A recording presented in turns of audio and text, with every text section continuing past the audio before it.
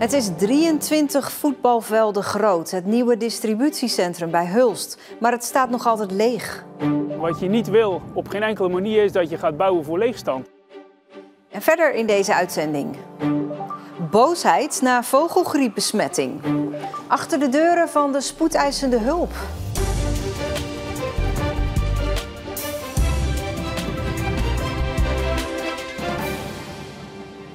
Goedenavond. Voor het enorme gloednieuwe distributiecentrum aan de rand van Hulst is na een jaar nog steeds geen huurder gevonden. De politiek in Hulst maakt zich zorgen. Niet alleen over het feit dat het leeg staat. Ook als het straks wel gebruikt wordt, worden problemen verwacht. In 2023 kondigde wethouder Hageman van Hulst tevreden de komst van een enorm distributiecentrum aan.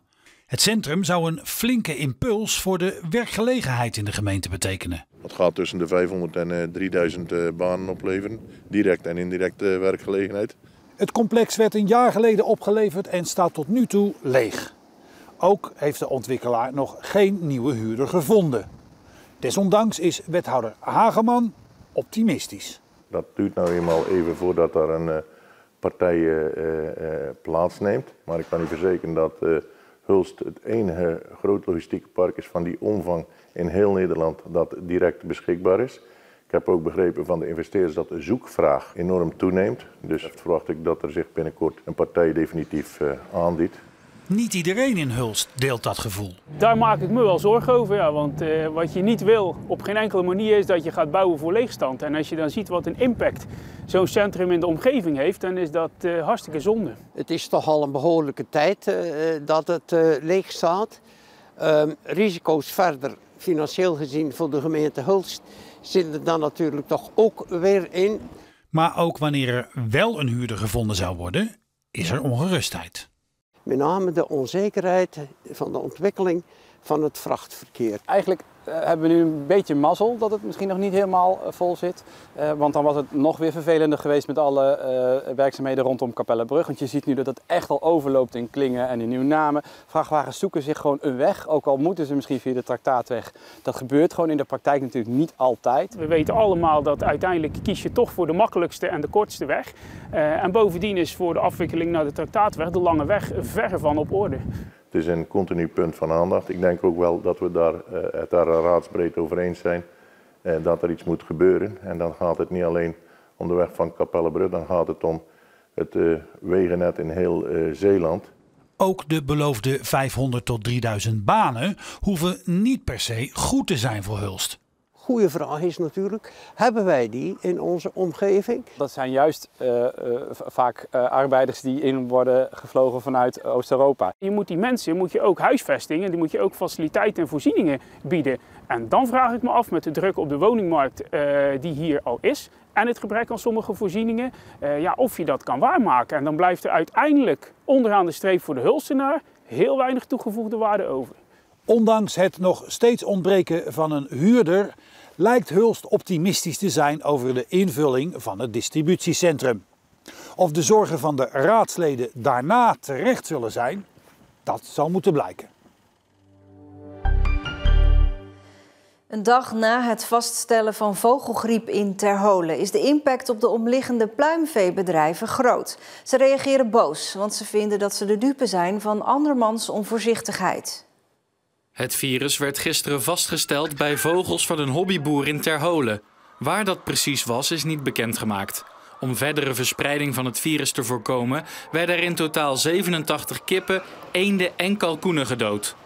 5 professionele pluimveehouders in een straal van 10 kilometer moeten zich nu houden aan een vervoersverbod en kunnen dus nu hun productie niet kwijt. Ik sprak vandaag met een aantal van die pluimveehouders en die zijn emotioneel, willen niet voor de camera reageren. En zij voelen zich de dupe van onvoorzichtige hobbyhouders. We zitten in de shit, omdat anderen niet goed opletten. Dit kost ons bakken met geld en er is geen vergoeding voor. Hobbyhouders verpesten het. Dit heeft grote gevolgen voor ons bedrijf. Het raakt ons keihard. Begin van dit jaar was er ook al een vervoersverbod rond Hulst vanwege een vogelgriepuitbraak in België. En ook bij een wilde vogel werd eerder in Zeeland de vogelgriep vastgesteld. De toegangspoort van de speeltuin in Vrouwenpolder komt terug. De gemeente Veeren zegt dat ze niet doorhadden dat de poort emotioneel zo belangrijk is voor het dorp. De stalen poort met daarop de naam van de speeltuin werd 50 jaar geleden door de bewoners zelf gemaakt. Handboogvereniging De Westerschelde verdwijnt uit Terneuzen. De oudste vereniging van de stad moest op zoek naar een nieuwe locatie vanwege de komst van de nieuwe campus. Er werd een plek gevonden, maar er was een probleem. We hebben geconstateerd natuurlijk dat er bomen op staan. Dus ja, we hebben ook wel gezegd van ja, of dat allemaal precies past met die bomen, weten we niet. En het bleek toch niet te passen. Dat betekent dat de laatste optie voor de club ook wegvalt. Dat heeft grote gevolgen. De club zal blijven bestaan zonder terrein. En dat betekent natuurlijk dat je langzaam doodsterft. Hoop dat er toch nog een plekje wordt gevonden, is er niet meer. We hebben naar dit stukje terrein volgens mij 2 jaar gezocht. En toen kwam het en dan bleek het niks te zijn. Dan gaan de bomen voor. En ook wetende denk ik dat de wethouder best toestemming zou kunnen geven om die boom te kappen. Maar het is ons niet gegund blijkbaar. De club moet eind december het terrein verlaten. En daarom worden de staande wippen verkocht. Als je ziet dat die waarschijnlijk voor een groot prijs weggaan, dat is een ontzettende kapitaalvernietiging. Dat is gewoon zonde, dat is eeuwig zonde. Jaarlijks komen 29.000 mensen op de spoedeisende hulp terecht van ziekenhuis ADRZ in Goes. De spoedeisende hulp heeft een bijzondere functie hier in de regio. Wat gebeurt daar allemaal achter die blauwe deuren van het ziekenhuis? Verslaggever Esme Beg zocht het uit. Op de spoedeisende hulp komen patiënten met acuut medische problemen die de huisarts niet kan behandelen. Van botbreuken tot een hersenbloeding en van pijn op de borst tot wonden die moeten worden gehecht. Ik begin de dienst met Marleen, die hier al 20 jaar werkt. Vandaar dat ik ook een witte doktersjas aan heb. Hallo. Het is druk op de afdeling. Alle 18 beschikbare behandelkamers liggen vol. Nou meneer, de dokter is net geweest. Die heeft u verteld dat u opgenomen wordt. Zeker op een maandag en op een vrijdag. Dat zijn echt de dagen die er bekend om staan dat mensen... Dat is bij een huisarts ook. Ze gaan dan toch nog even voor of na het weekend naar de huisarts en worden doorverwezen. Dus dat zijn vaak tegen 11:00 zie je dan de patiëntenstroom toenemen. En dan houdt dat nog een tijdje aan tot halverwege de avond. Hoe druk het ook is, deze SCH kan nooit even dicht. Iets dat in de Randstad wel eens gebeurt. Het risico van als wij dichtgaan, dan stort eigenlijk de hele cascade van zorg, prehospitaal ook in. Dat ambulances hier staan te wachten of met heel veel reistijd naar buiten de regio moeten. Wat de beschikbaarheid van ambulances in de regio eigenlijk per direct in de problemen brengt. En dat willen wij niet. En dat is ook de verantwoordelijkheid die we nemen. Per dag komen 80 tot 100 mensen naar de spoedeisende hulp in Goes.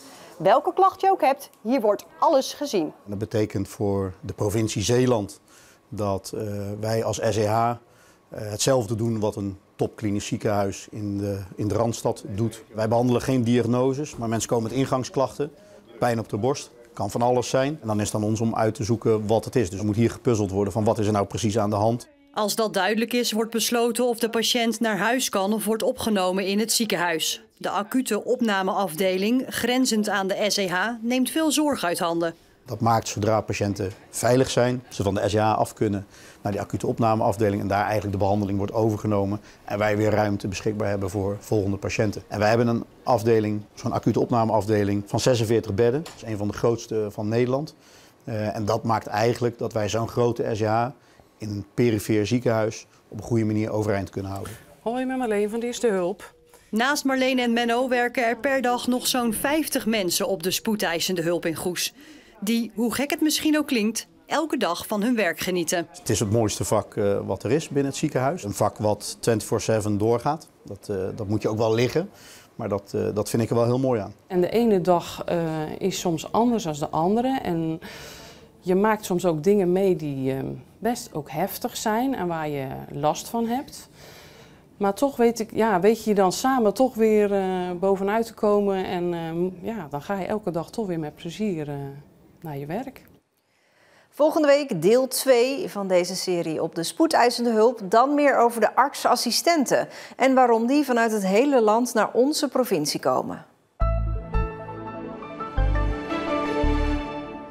Het was vrij zonnig vandaag en het werd 5 à 6 graden. Morgen begint de dag met zon, maar daarna wordt het bewolkt. Het wordt maar 2 tot 5 graden en dan staat er ook nog een stevige zuidenwind, waardoor het nog kouder aanvoelt. Zondag komt er ook nog af en toe regen bij. En tot slot wil ik u er nog even op wijzen dat wij zondagmiddag om 4:30 nog 1 keer de documentaire Lucky Lobster uitzenden. Over kreeftenman Cor Fonse, die jarenlang met zijn boot, de Lucky Lobster, in de havens van Breskes en Ierseke lag. Een prijswinnende documentaire over deze bijzondere man die afgelopen week overleed. Zondag 4:30 dus. En daarmee zijn we aan het einde van deze Zeeland Nu. Morgen weer een nieuwe, dan om 6 uur. Graag tot dan. Een fijne avond en ook alvast een heel goed weekend gewenst.